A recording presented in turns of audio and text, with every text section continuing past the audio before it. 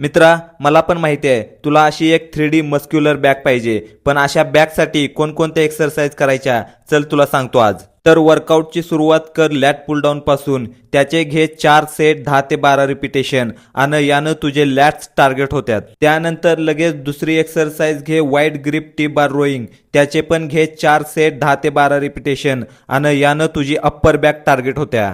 त्यानंतर तिसरी एक्सरसाइज घे सिटेड केबल रोईंग. त्याचे पण घे 4 सेट 10 ते 12 रिपिटेशन आणि यानं तुझ्या बॅकची विड्थ इन्क्रीज होत्या.